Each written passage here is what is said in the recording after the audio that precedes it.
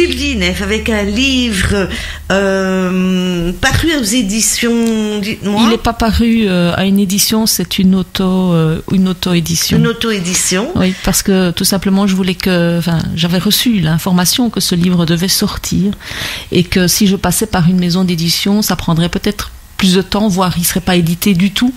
Donc je l'ai édité moi-même. À fonds propres, donc.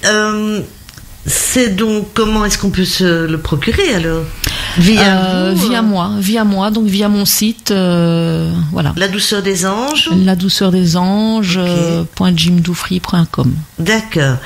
Alors Sylvie, l'âme, sa mission, son karma, c'est tout un livre que vous conseillez bien évidemment. Ah oui.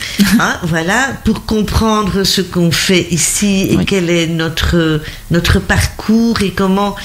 Alors si maintenant la personne dit oui mais bon moi ce que je vis là, je c'est pas possible, c'est insupportable. On peut quand même guérir de cette souffrance et enfin, comment est-ce que je peux dire ça? Que cette incarnation-ci soit quand même pas trop douloureuse, c'est faisable? Oui, c'est faisable, mais il faut comprendre pourquoi on passe par là. Il y a rien à faire. Après, c'est vrai qu'il y a des outils aussi, et notamment ce qu'on appelle le Ho'oponopono, donc qui est un outil justement pour nettoyer ces vieilles mémoires. Après, on peut les nettoyer à partir du moment où on a quand même la conscience que ce que l'on vit aujourd'hui, c'est en fait une conséquence de ce que l'on a fait par le passé. Donc, ça peut être le passé de cette vie-ci, mais ça peut être le passé aussi de vie antérieure. Donc il faut bien prendre conscience qu'on ne vit rien par hasard. Et donc à ce moment-là, on peut quand même adoucir les choses en faisant du Ho'oponopono, qui est une méthode pour nettoyer ses mémoires et en quelque sorte pour demander pardon à l'univers, demander pardon aux autres âmes pour ce qu'on a pu leur faire vivre par le passé et qui a amené les expériences que l'on vit aujourd'hui. C'est vrai que vu comme ça peut être compliqué.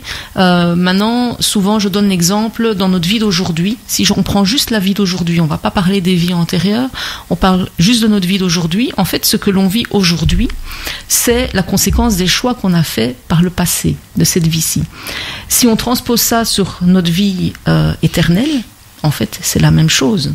Donc, ce qu'on a fait dans les vies antérieures ont amené ce que l'on vit aujourd'hui et vont amener ce que l'on va vivre dans nos vies futures. Mais elle évolue. Oui, on évolue, bien sûr. Pour autant qu'on prenne conscience. Donc, si on est dans la souffrance, la prochaine incarnation, si on a compris, c'est ça? Si on a compris, l'expérience ne devra plus se représenter, mais en général, on traîne pas mal de casseroles.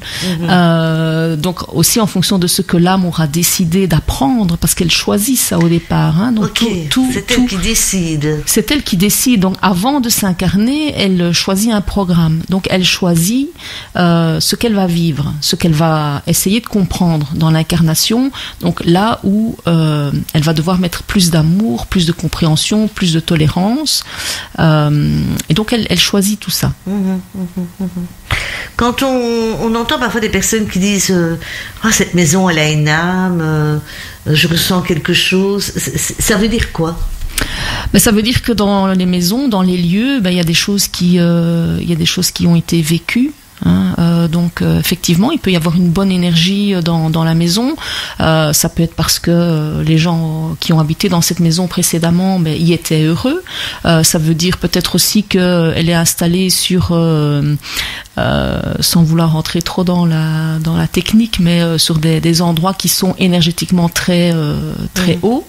Voilà, on a aussi l'inverse, des endroits où les gens vont pas se sentir bien du tout parce qu'il y a des choses difficiles qui ont été vécues dans les lieux, et c'est pas forcément des lieux historiques. Dans nos maisons, c'est la même chose. Donc si on habite dans une maison où il y a eu beaucoup de souffrance, c'est quelque part, on appelle ça la mémoire des murs, entre autres. Donc c'est inscrit vraiment dans la maison, dans les murs. Donc si par exemple personne a des difficultés un sommeil pas du tout réparateur et perturbé, ça peut être quelque chose dans cette pièce qui... Ça peut être effectivement parce qu'il y a quelque chose dans la pièce, ça peut être parce qu'il y a des phénomènes géobiologiques qui perturbent. Bon, maintenant il faut pas tout mettre non plus sur le dos de l'invisible. Il peut aussi y avoir des causes physiques. Oui, tout à fait. Oui. Mais effectivement, il peut y avoir des phénomènes qui expliquent que les personnes ne dorment pas bien ou développent certaines maladies.